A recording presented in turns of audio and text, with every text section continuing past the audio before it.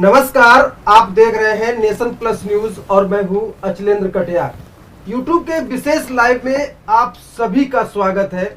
आज हम बात करेंगे मासूम बच्चों पर। आखिरकार जो बच्चे हैं वो गुम हो जाते हैं और गुम हो जाने के बाद बच्चे मिल क्यों नहीं पाते हैं। अगर मैं गुजरात की बात करूं या फिर राष्ट्रीय औसत देखें तो बहुत ज़्यादा है। भारत में ऐसे वक्त में जब तकनीक ने काफ़ी तरक्की कर ली है, इसके बावजूद भी बच्चे यूनाइट नहीं हो पाते हैं।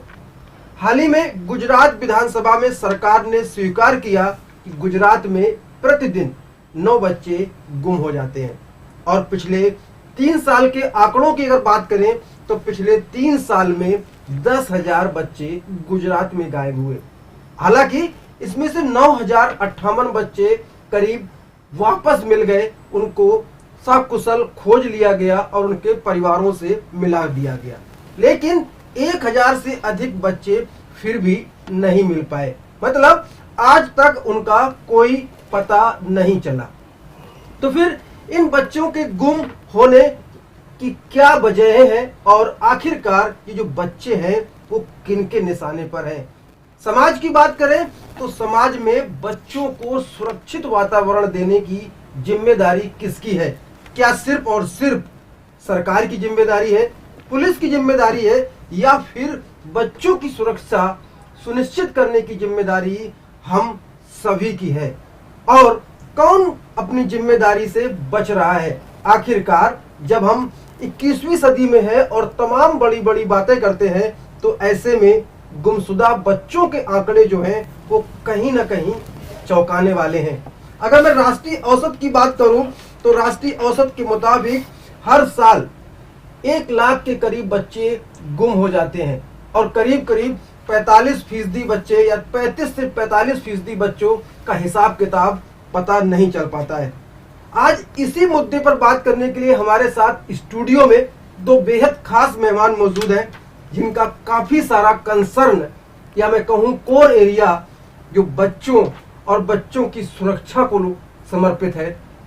हमारे साथ मौजूद है प्रिया जगदाले जी जो बड़ोदरा सिटीजन काउंसिल की निर्देशक हैं और इसके साथ साथ हमारे साथ स्टूडियो में मौजूद है पीयूष खरे साहब जो हैप्पी फेसेस बड़ोदरा के फाउंडर हैं। आज हम दोनों से तफसील से जानेंगे कि आखिरकार जो बच्चे हैं उनके गुम होने के क्या कारण हैं। क्या सिर्फ और सिर्फ पुलिस के कंधों पर या सिर्फ सरकारी व्यवस्था के ऊपर ठीकरा फोड़कर हम अपना पल्ला झाड़ सकते हैं, या फिर ये सबकी जिम्मेदारी है कि अगर कोई भी बच्चा अगर कहीं दिखाई पड़ता है और अगर आपको लगता है कि ये बच्चा कहीं से भूल भटक कर आ गया है, रास्ता भूल गया है, तो ऐसी स्थिति में आपकी भूमिका क्या बनती है? अगर आपको भी कुछ भी इस शो में कहना है तो आप कमेंट बॉक्स में लिखिए, हम उन सवालों को भी अपने दोनों मेहमानों से जरूर पूछेंगे। सबसे पहले प्रिया जी आपका स्वागत है। सरकार ने विधानसभा के पटल पर स्वीकार किया कि पिछले 3 साल में 10,000 से अधिक बच्चे गुजरात में गुमशुदा हुए। क्राइम ब्रांच है, पुलिस है, तमाम एफर्ट्स के बाद 9,000 से अधिक बच्चों को खोजा गया, लेकिन 1,000 के करीब बच्चे ऐसे थे जिनका आज दिन तक पता नहीं चला। आप क्या कहना चाहेंगे? धन्यवाद अचलेंद्र जी। ये सही बात है, आपने शायद बहुत सही कहा है कि ये सरकार या पुलिस सिर्फ इनकी जवाबदारी नहीं है कि खोए हुए बच्चे वापस घर पहुँचे। सबसे पहली चीज़ तो ये है कि हमें ये भी ढूंढना चाहिए कि बच्चे गुम होते हैं, लापता होते हैं या घर से भाग जाते हैं। ये 3 ये 2 वजह जो है उसे जानना भी उतना ही ज़रूरी है। और अगर बच्चे घर से भागते हैं तो उसका कारण क्या है? माँ बाप उसके पीछे जिम्मेदार नहीं है। हम जो आम नागरिक है जो बच्चों को सड़क पे देखते हैं या ट्रैफिक सिग्नल पे देखते हैं और 2 मिनट शायद हम खड़े रह के उनको पुलिस तक पहुंचाने की जिम्मेदारी नहीं लेते, क्या हम जवाबदार नहीं है? तो मैं अपना मंतव्य ये रखना चाहूँगी कि जो संस्था जहाँ से मैं आती हूँ, बड़ोदा सिटीजन्स काउंसिल, ये पिछले 55 सालों से बच्चों के लिए काम कर रहा है और जो चाइल्ड लाइन है, आप सब जानते होंगे, ये नेशनल फ़ोन लाइन है, हेल्पलाइन है, जो ministry of women and child development के अंतर है, जिसका नंबर है 1098, टोल फ्री नंबर है। ये हम पिछले 22 साल से वडोदरा में चला रहे हैं। हर साल अगर आप आंकड़ा देखना चाहे तो 20-21 के आंकड़े से ज़्यादा 21-22 में ज़्यादा बच्चे गुम हुए हैं। मैं आंकड़ा बोलना नहीं चाहूँगी क्योंकि सिर्फ आंकड़ों से काम नहीं चलता, उसके पीछे काम करना और बच्चों को पहुंचाना ज़्यादा ज़रूरी है। तो जब तक हम सभी एलाइड सिस्टम्स जो बोलते हैं, या जो बच्चों के साथ जुड़े हुए सिस्टम्स है, यहाँ की पुलिस है, एनजीओज हैं, एजुकेशन सिस्टम है, ट्रांसपोर्ट है, अगर कोई ट्रेन में है, बस में बच्चा गुम हो जाता है तो उनकी भी जवाबदारी रहती है कि बच्चों को सुरक्षित पहुंचाए। या हॉस्पिटल सिस्टम है, जहाँ कोई बच्चा अगर एक्सीडेंट में आता है, गुमशुदा है, उनकी भी जवाबदारी रहती है। तो जब तक सब बोलते हैं कि मकड़ी अपनी जाल बुनती है, एक नेटवर्क बनाती है जिसमें हम ये बच्चों को सुरक्षित रख सके। मकड़ी शायद बोलते हैं ना कि जाल इसीलिए बुनती है कि दूसरों को फंसा सके, बट हम सब मिलके ये जाल इसीलिए बुने कि हमारे देश के बच्चे, हमारे राज्य के बच्चे सुरक्षित रहे। और अगर हम सबने मिलके ये काम किया तो मुझे नहीं लगता कि ये 1000 बच्चों को भी घर पहुंचाना मुश्किल काम है। रादर मुश्किल जरूर है बट नामुमकिन काम है, ये बिल्कुल नामुमकिन नहीं है। सेंसिटिविटी हो, अगर हम सब सेंसिटिव हो, बिल्कुल सनसनी से ज़्यादा सेंसिटिविटी ज़्यादा इम्पोर्टेंट है कि बच्चे गुम हुए, ये इतने आंकड़े हैं, क्या करेंगे, क्वेश्चन से ज़्यादा इतने बच्चे हैं, हम कितनों को, एक इंसान, हमारे नेशनल पॉपुलेशन आप देखिए, उसके सामने 1000 बच्चों को अगर एक इंसान एक बच्चों की जवाबदारी लेता है तो इट इज़ हार्डली 0.0001% नागरिकों की ये जवाबदारी रहेगी कि वो 1000 बच्चे घर पहुंच जाए। तो मैं सिर्फ ये रिक्वेस्ट करना चाहूँगी कि हम सब एक कंसर्न्ड एडल्ट की तरह से काम करें, साथ मिलके काम करें। तो ये बिल्कुल नामुमकिन नहीं है, इसे प्रोएक्टिवली ले। जहाँ तक कि एक नेगेटिव न्यूज़ बनाए उससे अच्छा आपने बहुत अच्छे तरीके से कहा है कि इट इज़ एक इंसान की जवाबदारी नहीं है, एक डिपार्टमेंट की जवाबदारी नहीं है, ये हम सब की जवाबदारी है और हम सब मिलके ये काम ज़रूर कर सकते हैं। जी बिल्कुल। पीयूष खरे जी, अगर मैं आपसे पूछूं, आप हैप्पी फेसेस वडोदरा जो संस्था है उसके संस्थापक भी हैं, जाहिर सी बात है आज हम जो बात कर रहे हैं वो फैक्ट्स और फिगर है जो सरकार ने खुद कबूल किए हैं। और सरकार ने माना है कि पिछले 3 साल में 10,000 से ज़्यादा बच्चे गुम हुए और 9,000 बच्चों की बरामदगी हुई। बरामदगी तो नहीं कहूँगा, उनको खोजा गया और उनके परिवारों से मिला दिया गया, लेकिन 1000 से कुछ ज़्यादा बच्चे थे जिनको नहीं मिलाया जा सका, जिनका पता नहीं चल पाया। आप लंबे समय से काम कर रहे हैं, इस चीज़ों को ट्रैक भी कर रहे हैं, ट्रेस भी कर रहे हैं। क्या मानते हैं कि कहीं कोई सिस्टम में और इम्प्रूवमेंट की ज़रूरत है ताकि जो ट्रेसिंग है या ट्रेसिंग रेशियो है, परसेंटेज है, वो इंक्रीज किया जा सकता है? बिल्कुल। सबसे पहले थैंक यू नेशन प्लस का जो हमको यहाँ इनवाइट किया। अचिलेंद्र जी, आपने बहुत अच्छा और बहुत गंभीर प्रश्न है और बहुत गंभीर तरीके से आपने इसका विश्लेषण अभी तक किया है। मेरे हिसाब से अगर हम किसी भी सिटी में रहते हैं, किसी भी जगह पे रहते हैं, अपने आप को स्मार्ट सिटी बोलने से पहले स्मार्ट एक्टिविटीज़ करना ज़रूरी है। कोई भी सिटी को स्मार्ट कब बनाया जाता है? उसके इंफ्रास्ट्रक्चर से बनाया जाता है, उसके पायदानों को स्ट्रॉन्ग करा जाता है। पायदान हमारे फ्यूचर, हमारे चिल्ड्रंस हैं, हमारे बच्चे हैं। कोई भी बच्चा किसी भी घर का हो, किसी भी जगह का हो, उसको इम्पोर्टेंटली लिया जाए, उसके बारे में वो क्या करता है, क्या नहीं करता है। अगर हम स्मार्ट और प्रोएक्टिव मेजर, जैसे मैम ने बताया, प्रिया जी ने बताया कि प्रोएक्टिव मेजर्स हमको सबको लेना चाहिए। अगर हम कोई ऐसी एप्लीकेशन हो या ऐसा कोई टेक्नोलॉजी को यूज़ करके बच्चों को ट्रेस कर सके, जैसे आपने बताया कि 0.000% है जो बच्चे लोग, अगर हम लोग सब मिलके करें तो वो बहुत कम आबादी है। लेकिन एक सिटी वाइज देखें, एक स्टेट वाइज देखें और फिर हम नेशन वाइज पे देखें, तो जितने भी हम सब लोग मिलके हैं, जितने भी सिटीजन्स हैं सिटी के, अगर वो प्रैक्टिकली इस चीज़ को समझें कि अगर रोड पे कोई बच्चा मिल रहा है, या आपको ट्रेन में कोई बच्चा मिल रहा है, या बस में कोई बच्चा मिल रहा है, हमारे पास सारी फोर्सेज, RPF तक तैयार है अगर आप उनके पास जाते हैं। लेकिन हम लोग कहीं ना कहीं हिचक रखते हैं उस चीज़ में। ये हिचक हमको हटानी पड़ेगी। जिम्मेदारी से बचने की कोशिश करते हैं लोग, और जिम्मेदारी से हमको अगर बचना है तो ऐसी चीज़ों में बचिए जो हम लोग को गलत जगह ले जाती है। पर जो चीज़ें हमको किसी के पेरेंट्स से किसी को मिलाना, किसी बच्चे का फ्यूचर बनाना, आप हर बच्चे का फ्यूचर नहीं बना सकते, लेकिन अगर बच्चा खोया हुआ है उसको उसके पेरेंट्स तक पहुंचा देते हैं तो एक सीढ़ी में आप एक पायदान आप भी रख रहे हैं। उसके बाद जो खुशी मिलेगी आपको, बिल्कुल बिल्कुल, ये हैप्पी फेसेस वही है, खुशियाँ पहुँचाने का एक साधन है। अगर आप, जरूरी नहीं है कि आप पैसों से लोगों पर खुशियाँ पहुँचाएं, आप अगर ये बच्चे को उसके माँ बाप से भी मिला देते हैं, नो डाउट आप उनके घर पे जाके नहीं मिला सकते हैं, लेकिन अगर आप सही डायरेक्शन में जाके सही लोगों तक उनको पहुँचाते हैं तो बच्चों की जो ये तादाद है खोने की, जो आप देख रहे हैं कोविड के टाइम पर भी बच्चे गायब हुए हैं। जहाँ लोग अपने आप को जान से बचा रहे थे, मास्क पहन रहे थे, लोग सेफ्टी के लिए बात कर रहे थे, लोगों को हेल्प करने की, वहाँ पे भी बच्चे गायब हुए। तो ये चीज़ों को हम टेक्नोलॉजी को भी लेके प्लस एक दूसरे का साथ लेके इसको हम थोड़ा लिमिट कर सकते हैं। हाँ प्रिया जी, पिछले दिनों दिल्ली में एक प्रयोग किया गया, BBA और तमाम जो ऑर्गेनाइजेशंस थे कि कहीं न कहीं फेस रिकग्निशन जो तकनीक है उसके तहत एक डेटाबेस कलेक्ट किया गया बहुत सारा, और 3000 बच्चों को मिलाया गया एक साथ। मैं बड़ौदा की अगर हम बात करें या गुजरात की हम बात करें तो आपसे मैं जानना चाहूँगा, और जो दर्शक हैं जो देख रहे हैं, जो भी आपको देखेंगे इस इंटरव्यू को, अभी प्रक्रिया क्या है? अगर कोई भी व्यक्ति है, उसको कोई भी बच्चा मिलता है तो अवेलेबल ऑप्शंस क्या है? किस तरह से वो उस बच्चे के लिए एक बजरंगी भाईजान बन सकता है? देखिए, सबसे अहम ऑप्शन ये है या सबसे इम्पॉर्टेंट चीज़ आप जो कर सकते हैं, 1098 नंबर पे प्लीज़ फ़ोन कीजिए। जिस तरीके से 100 नंबर पे पुलिस 24 घंटे कार्यरत रहती है, उसी तरीके से हमारे संस्था में, बड़ौदा सिटीजन काउंसिल में 1098 रिंग करता है, और हमारे टीम मेंबर्स जो हैं वो तत्पर रहते हैं, इमीडिएटली उस इंसान तक पहुंचते हैं। जब मैं यहाँ बात कर रही हूँ, अभी भी हमें एक रेलवे स्टेशन से बच्चा मिला हुआ है जिसे हम उसके घर तक पहुंचाने का प्रयत्न कर रहे हैं। आप सोच लीजिए, जब हमारा ये इंटरव्यू चल रहा है तब भी हमारे टीम एक बच्चे को घर पहुंचाने की काम में जुटी हुई है। दूसरी चीज़ ये है कि दूसरा मैं एक और मदर्स से कहना चाहूँगी, आप प्लीज़ अपने बच्चों को पुलिस के नाम से मत डराइए। सबसे बड़ी बात ये होती है कि हम बचपन से देखते हैं कि बच्चों को बोला जाता है कि आप प्लीज़ खाना खा लीजिए या कुछ कर लीजिए, नहीं तो पुलिस अंकल आएंगे। ये एक फियर रहता है, जबकि बच्चों को ये सिखाया जाना चाहिए कि अगर आप कहीं गुम हो जाते हैं तो जो भी इंसान यूनिफॉर्म में है उसके पास जाइए और उससे मदद मांगिए, उससे सुरक्षित आपको कोई और नहीं मिलेगा। वो ट्रैफिक पुलिस हो, RPF हो, अपने सिटी के पुलिस हो या कोई भी हो, यूनिफॉर्म में जो इंसान 24 घंटे अपने बच्चों को छोड़ के दूसरों के लिए काम करता है, उससे सुरक्षित कोई नहीं मिलेगा।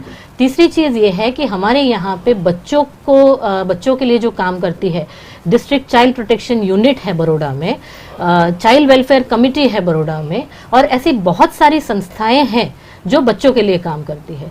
ये सब नेटवर्क उपस्थित मौजूद है बड़ौदा में। तो आप अगर 1098 में फ़ोन करते हैं तो सभी लिंकेज से एक मिसिंग फॉर्म भरा जा सकता है। बच्चों को चाइल्ड लाइन टोटल इंडिया में 603 सिटीज़ में कार्यरत है। तो क्या होता है कि हमें जब एक बच्चा मिलता है तो 600 प्लस सिटीज़ में हम उसका फ़ोटो अपलोड करके उसको हेल्प मांग सकते हैं कि कहाँ गुम हुआ है या कहाँ से मदद मिल सकता है। तो ये नेटवर्किंग स्ट्रांग रहता है। सिमिलरली पुलिस और चाइल्ड प्रोटेक्शन यूनिट या CWC भी इसी तरीके से काम करती है।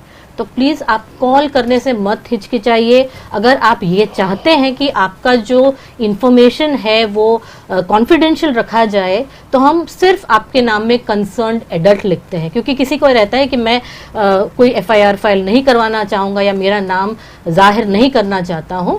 तो ये भी पॉसिबल है, क्योंकि वी अंडर चाइल्ड लाइन हम ये कह सकते हैं कि एज कंसर्न्ड एडल्ट आपने हम तक बच्चा पहुँचाया है, उसके आगे की कार्रवाई हम कर लेंगे। बिल्कुल, जाहिर सी बात है। आपने कहा कि जो लोग यूनिफॉर्म में होते हैं, चौराहे पर है या थाने में है, वो अपने घरों से दूर होते हैं, वो अपने बच्चों को मिस करते हैं, तो जाहिर सी बात है उनको चिंता रहती है और वो भाव भी रहता है। यही भाव तमाम लोगों में अगर हो, अगर वो अपना बचपन देखें किसी बच्चे में, तो जाहिर सी बात है जिम्मेदारी अपने अंदर आ ही जाएगी। पीयूष जी, मैं एक चीज़ और समझना चाहता हूँ कि अभी जो प्रक्रिया है, लोग अक्सर बचते हैं कि पुलिस FIR, पुलिस का रवैया कैसा है? क्या पुलिस भी जितना सेंसिटिव होनी चाहिए उतनी हो चुकी है, या इस मोर्चे पे और भी काम करने की ज़रूरत है? जैसे कि आपने बात की पुलिस की, हमने कोविड में भी काम किया है।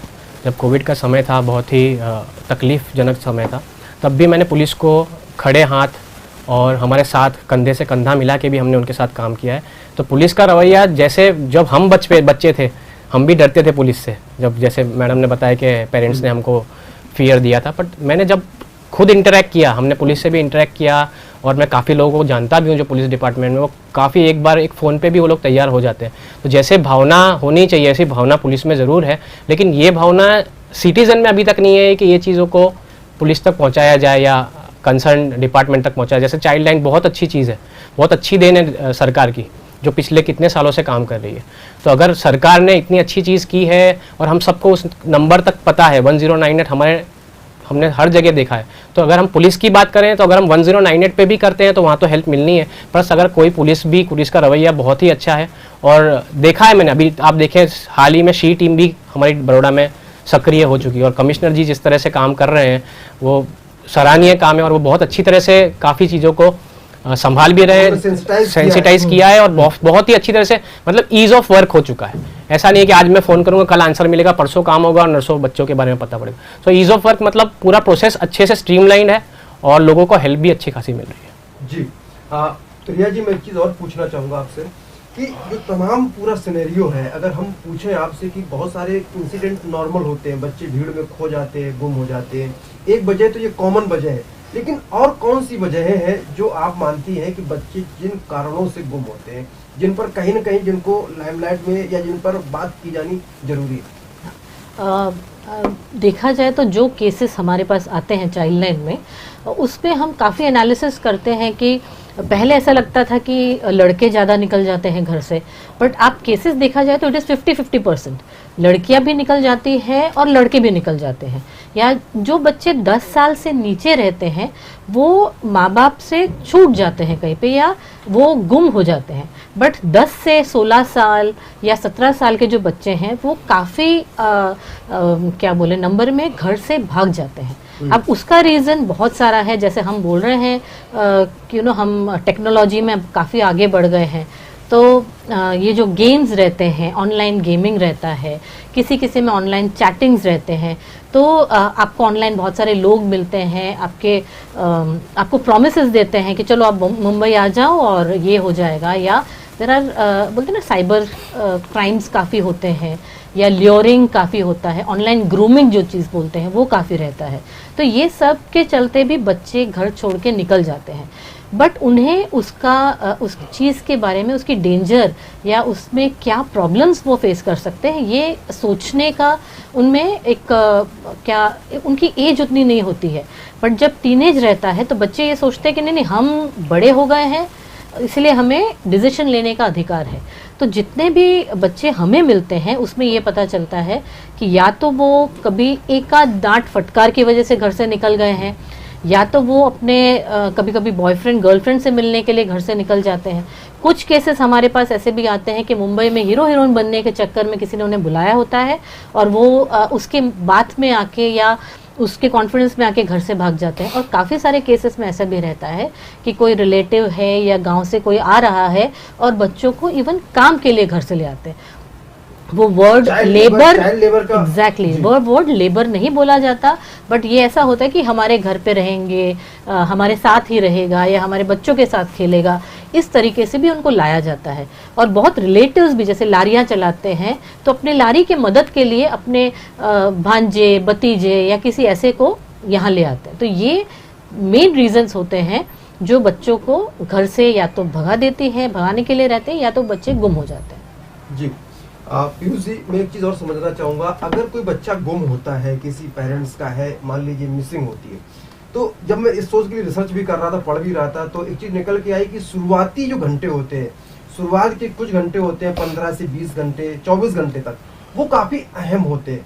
आप क्या एडवाइस करना चाहेंगे? ये चीज मैं प्रिया जी से भी पूछूंगा, तो क्या एडवाइस करना चाहेंगे कि किस तरह की स्ट्रेटजी या किस तरह के स्टेप्स किसी को लेने चाहिए अगर बच्चा कहीं गुम हो गया है? पैनिक होने की बजाय, पैनिक ठीक है, लेकिन उसकी जगह पे क्या होना चाहिए, राइट ऑप्शंस क्या होने चाहिए? सबसे पहले जैसे आपने बताया कि पहले अहम घंटे होते हैं 20 घंटे, 15-20 घंटे, तो ये बच्चे जो जैसे आगे भी प्रिया जी ने बताया कि इंटरनेट से काफ़ी इन्फ्लुएंस होते हैं। आजकल आप देख रहे हैं कि इंटरनेट की चकाचौंध ने काले को गोरे बना दिया, गोरे को काला बना दिया। तो बच्चों को काफ़ी सारी ऐसे एक्सपीरियंसेस दिख रहे हैं कि हम एक्टर बन सकते हैं, हम आगे जाके कुछ पिक्चर में काम कर सकते हैं या कोई ऐसे काम कर सकते हैं।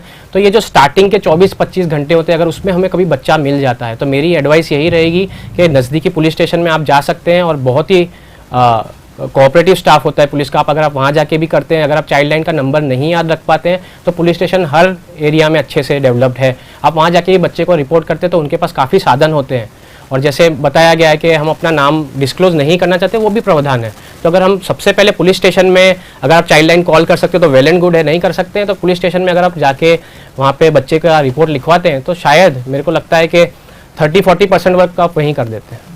जी प्रिया जी, आप क्या एडवाइस करना चाहेंगे कि अगर शुरुआती घंटे हैं और आपने सब जगह चेक कर लिया है, 6 से 7 घंटे हो गए हैं, फोन भी पिक नहीं कर रहा है बच्चा, या बच्चा घर पे नहीं है, या भीड़ में छूट गया है कहीं पर भी, तो किस तरह की चीजें होनी चाहिए? सबसे पहले तो आपने जैसे बताया कि पैनिक बिल्कुल नहीं करना चाहिए, और जहाँ तक पॉसिबल हो आप इमीडिएटली, आपको जो लगता है कि बच्चों ने आपके उनके फ्रेंड्स हैं या उनके स्कूल है या आजू बाजू में जो भी है, उनसे आप पहले पूछ लीजिए पॉसिबल एरियाज जहां बच्चा जा सकता है। जी। आप आधा से ज़्यादा घंटा या 1 घंटे से ज़्यादा उसके पीछे प्लीज़ वेस्ट मत कीजिए।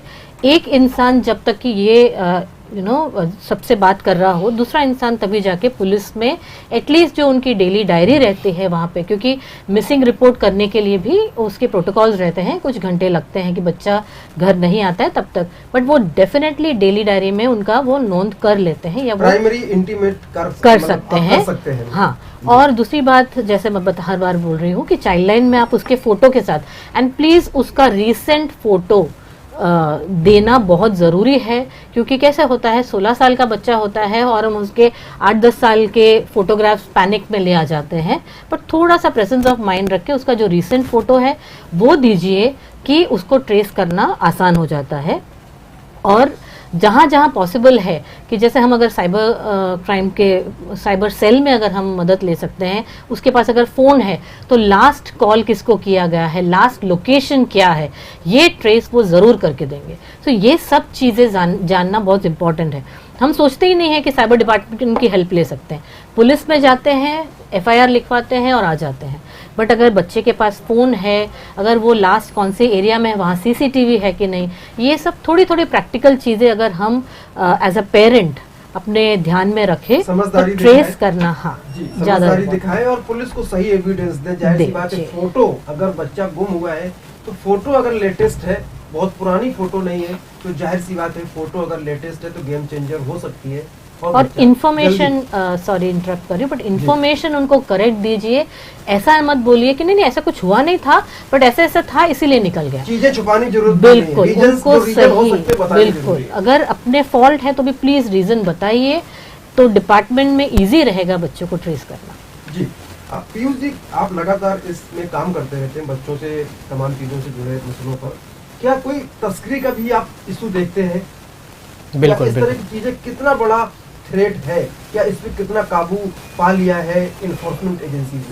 पिछले काफ़ी सालों में देखा है कि इम्प्रूवमेंट आया है। तस्करी जो पार्ट आप बोल रहे हैं, ह्यूमन ट्रैफिकिंग बोल रहे हैं, वो काफ़ी कंट्रोल्ड वे में है। ऐसा नहीं है कि बहुत ही है, बट जो पहले था उससे तो बहुत ही कम लेवल पे है, लेकिन है, हटा नहीं है। मैंने ट्रैफिक सिग्नल्स पे भी काफ़ी बच्चों से बात की है, उनको ये नहीं पता है कि उनके माँ बाप कहाँ हैं, और जब उनके घर तक पहुंचने की कोशिश करते हैं हम लोग कि भाई कहाँ पे आप रहते हो, तो वो तुरंत भाग जाते हैं, बिकॉज उनको उस हिसाब से शायद ट्रेन किया गया हो। बताते हैं कि हम राजस्थान से आए हैं, महाराष्ट्र से आए हैं, हम MP से आए हैं, पास के स्टेट्स का नाम लेते हैं, लेकिन जब हम उनके जड़ तक जाने की कोशिश करते हैं तब ये पता पड़ता है कि वो शायद ट्रैफिक्ड बंदा है, मतलब किसी ने उसको लिया है, उठा लिया है और उससे या तो बलून्स बिकवा रहा है या रास्ते में भीख मंगवा रहा है। थोड़े केसेस कम जरूर हुए लेकिन अभी तक खत्म नहीं है, एग्जिस्ट अभी भी करता है। बिल्कुल। प्रिया जी, एक चीज और समझना चाहूंगा, अभी हाल ही में दिल्ली सरकार ने एक फैसला किया, तमाम राज्य सरकारें बच्चों के संरक्षण के लिए अपने स्तर पर काम कर रही हैं, लेकिन दिल्ली सरकार का फैसला अभी पिछले हफ्ते का ही है। उन्होंने कहा कि जितने बच्चे स्ट्रीट्स पर और जो ट्रैफिक सिग्नल्स है वहां पर मिलते हैं, उनको कहीं ना कहीं दिल्ली सरकार जो है वो उनकी पढ़ाई सुनिश्चित करेगी। इस फैसले को आप कैसे देखती है? तमाम शहरों में ये कॉमन प्रॉब्लम है, क्या लगता है आपको कि इससे स्थिति बदलेगी और सरकारों को भी ये करना चाहिए? इसमें ऐसा है कि हमारे यहाँ ऑलरेडी एक प्रोग्राम पहले इनिशिएट किया गया था, जो है national child labour scheme. NCLP के क्लासेस चलते थे, जो बड़ौदा में भी चलते थे। हम बड़ौदा सिटीजन काउंसिल खुद ही 6 ऐसे क्लासेस रन करती थी। अब इसमें ये जो सरकार का स्कीम है या जो सरकार की सोच है बहुत अच्छी है, ये सभी ने प्रयत्न किया है, लेकिन पॉलिसी और इम्प्लीमेंटेशन के बीच में अगर एक क्या बोलती हूँ, एक प्रॉपर इम्प्लीमेंटेशन अच्छा नहीं हो पाया। हाँ, मतलब एक ब्रिज हो, अच्छा सा एक ब्रिजिंग हो कि पॉलिसी बनाने में और इम्प्लीमेंटेशन में क्या दिक्कतें आ सकती है, ये सोच के अगर हम प्लान करके इम्प्लीमेंटेशन करें तो ये प्रोग्राम सही में सफल हो सकती है। नहीं तो ऐसा रहता है कि जैसे हम सड़क में बच्चों को पूछते हैं, जैसे पीयूष जी ने भी कहा, सबसे अहम चीज़ ये है कि चाइल्ड लेबर के अंतर्गत अगर एम्प्लॉय रिलेशनशिप उसको हम तय नहीं कर पाते हैं तो they are not child labourers. तो अगर उनके माँ बाप बैठे होते हैं, चाचा चाची बैठे होते हैं और इनसे चीज़ें बिकवाते हैं, बट इसी तरीके से वो एम्प्लॉय नहीं है, फैमिली है, अनएथिकल प्रैक्टिस कह सकते हैं। बिल्कुल बिल्कुल बिल्कुल अनएथिकल प्रैक्टिस है और वो अपने बच्चों से काम करवाते हैं। दूसरी चीज़ ये है कि जब हम ये NCLP क्लासेस चलाते थे लेबर डिपार्टमेंट की सपोर्ट से, यहाँ पे इवन बड़ौदा में labour department is also very proactive, तो उनके सपोर्ट से, उनके अंडर में ये प्रोजेक्ट था। तब ये देखा जाता था कि लेबर करने के लिए माँ बाप निकल जाते थे बच्चों को सड़क के किनारे छोड़कर, बट हम जब उन्हें क्लासेस में ले आना चाहते थे तो बोलते कि नहीं, हमारे बच्चे यहाँ से अलग सुरक्षित नहीं रहेंगे। वो सड़क के किनारे बच्चों को छोड़ जाना ज़्यादा सुरक्षित मानते थे, जबकि वो जो संस्था जिन्हें वो जानते नहीं हैं वहाँ ले जाना मुश्किल था। हमें बहुत प्रयत्न करना पड़ा, ऑलमोस्ट 3-4 महीने उनको रोज़ हम लेने जाते थे, छोड़ने जाते थे, माँ बाप रोज़ सेंटर आके देखते थे। उसके बाद उनको एक ट्रस्ट डेवलप हुआ कि हाँ, ये संस्था हमारे बच्चों की अच्छाई के लिए बदलने में आपको बहुत समय लगता बहुत मशक्कत है। तो सबसे ज़्यादा बिहेवियर चेंज जो रहता है या बिहेवियर चेंज कम्युनिकेशन जो रहता है वो इम्पॉर्टेंट है। इसीलिए कोई भी स्कीम और इम्प्लीमेंटेशन से पहले एक गठबंधन होना, एक नेटवर्किंग होना जो इस क्षेत्र में जो एजेंसी काम कर रही है, जो भी स्वयं जो NGOs है, जो संस्थाएं जो काम कर रही है, बिल्कुल उनकी मदद ली जाए तो लगता है कि जो सरकार के जो फैसले हैं वो ज्यादा अच्छे से एग्जीक्यूट होंगे। प्रिया जी, बिल्कुल बिल्कुल, मैं बिल्कुल मानती हूँ, क्योंकि जब तक लिंकेजेस से काम नहीं करे तब तक कहीं ना कहीं कोई कड़ी छूट जाएगी तो बच्चा उस चक्रव्यूह में से निकल जाएगा। जी पीयूष जी, एक सवाल मैं और लूंगा। जो आंकड़े हैं सरकार के, गुजरात सरकार के, चूंकि मैं जो चर्चा है गुजरात सरकार के जो आंकड़े उन पे ही बात हो रही है। गुजरात सरकार के जो आंकड़े आए, अगर 2022 के आंकड़े देखे, जो 21-22 के आंकड़े, उसमें कहीं कहीं सूरत में बड़े पैमाने पर बच्चों के गुम होने की बात है। अगर मैं बड़ौदा की बात करूं तो जो विधानसभा में जो आंकड़े रखे गए, 110 बच्चे बड़ौदा में 2022 में, और कहेंगे सूरत में 629 बच्चे के करीब गुमशुदा हुए। तो सूरत क्यों हॉट स्पॉट जैसा बन रहा है, या सूरत में इतने ज्यादा केसेस क्यों रिपोर्ट हुए? कोई खास वजह आप देखते हैं? सूरत जैसे आपको पता है टेक्सटाइल का एक बहुत बड़ा मार्केट है, साथ ही थोड़ा बहुत डायमंड का भी अच्छा खासा मार्केट है। तो वहाँ पे जो एम्प्लॉयज़ हैं, जो मतलब जो आउट स्टेट से आते हैं, वो लोग जनरली जो क्लास के होते हैं, जो एम्प्लॉयमेंट में होते हैं, उन लोग काम से ही काम रखते हैं। मतलब उनको ये पता है कि उनको डेली वेजेस पे काम करना है, शाम को जाके खाना बनाना है और फिर दूसरे दिन के लिए तैयारी करना है। तो वो लोग बच्चों को इतना ज़्यादा एक्सपोजर नहीं दे पाते हैं in terms of education and anything. तो जहाँ पे बच्चों को लगता है, जैसे उनके पेरेंट्स ने सुबह आए, काम पे निकल गए, शाम को आया, खाना बनाए, सो गए, तो उनको इतना, आई थिंक मेरे हिसाब से बच्चों के लिए इतना ज़्यादा कंसर्न नहीं होता है। तो बच्चे को भी यही पता है कि जहाँ पे उनको कहीं लालच मिला या कोई ऐसी चीज़ मिली कि माँ बाप घर पे नहीं है, तो जिसने भी उनको लालच दिया शायद उनके साथ इजी टारगेट होते हैं, ये भी कह सकते हैं। बिल्कुल बिल्कुल बिल्कुल, ऐसे बच्चे काफ़ी इजी टारगेट होते हैं। हम खुद जैसे सेंटर्स चला रहे हैं जहाँ पे हम एजुकेशन दे रहे हैं, बच्चों के पेरेंट्स को कन्विंस करना बहुत बहुत बहुत बड़ा टीडियस टास्क था हमारे लिए। कि जैसे अब आप, जैसे मैम ने बताया कि ट्रस्ट लेवल बनाना, ट्रस्ट बनाना बहुत हमारे लिए उस फैक्टर में, पढ़ाई कराना या अच्छी चीज़ें सिखाने में बहुत इम्पॉसिबल था, लेकिन ऐसा नहीं था कि नहीं कर पाए, हमने किया है उस चीज़ को।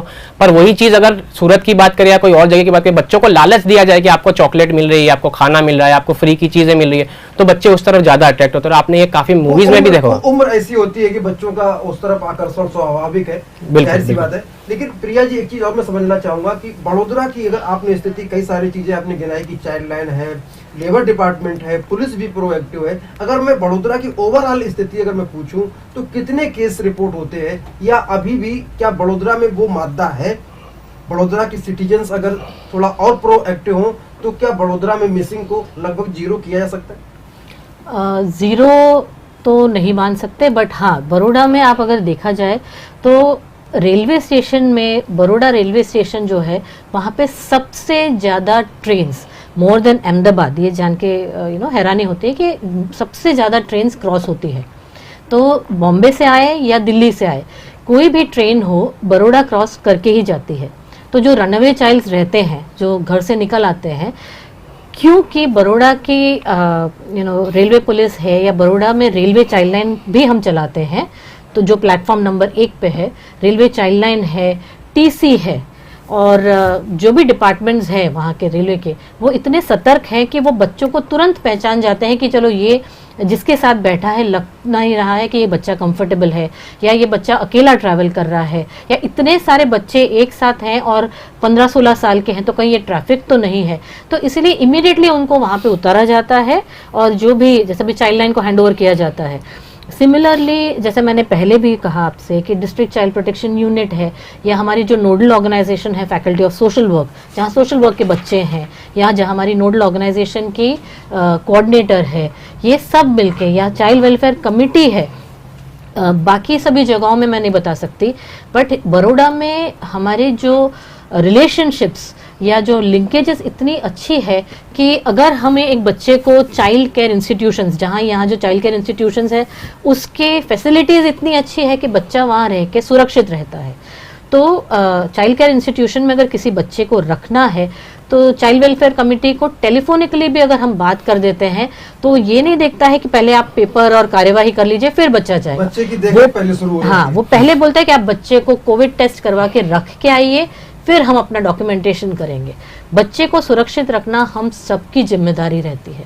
तो इसी एक फोकस से जब हम सब काम करते हैं तो बड़ोड़ा के केसेस ऑटोमेटिकली कम हो जाते हैं, और उस पर डेफिनेटली डिपार्टमेंट्स हैं या दूसरे एनजीओज हैं वो सक्रिय रहते हैं तो इजी पड़ जाता है काम। जी बिल्कुल।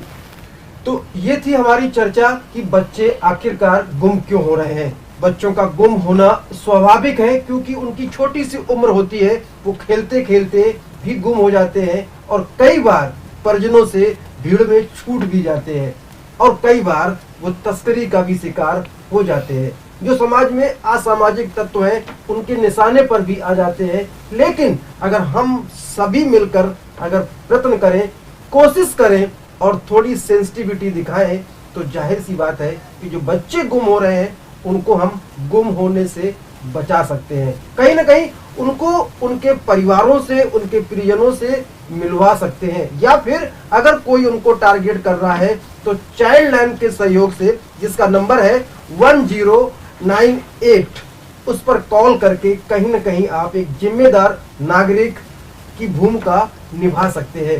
राज्य सरकार की जो आंकड़े हैं भले ही कुछ चौंकाने वाले हों, लेकिन ऐसे नहीं है कि इनको कम किया जा सकता है। अगर हम सब मिलकर प्रयत्न करें तो कहीं ना कहीं जो गुम हो रहे बच्चे हैं और उन बच्चों में अगर अपना चेहरा देके तो आप ये काम बिल्कुल कर सकते हैं। अगर आपको कुछ भी कहना हो तो कमेंट बॉक्स में लिखिए। मैं फिर से रिपीट करूंगा कि अगर कोई भी बच्चा अगर आपको गुमशुदा दिखता है या आपको शक होता है या अकेला मिलता है तो 1098 पर कॉल करें और उसकी सूचना देने से बिल्कुल ना घबराएं। आपको ये शो कैसा लगा कमेंट बॉक्स में लिखिए। प्रिया जी आपका और पीयूष जी आपका, आप दोनों का बहुत बहुत आभार। आप स्टूडियो में आए, आपने इस अति महत्वपूर्ण विषय पर हमसे बात की, बहुत बहुत शुक्रिया। थोड़ी देर में आप सभी बने रहिए हमारे साथ नेशन प्लस न्यूज के साथ और देखिए हमारी विशेष पेशकश रिमांड पर Nikhil सबानी। To get more updates like this, subscribe Nation Plus News and press the bell icon. Also, follow us on our Instagram, Facebook, and Twitter handles.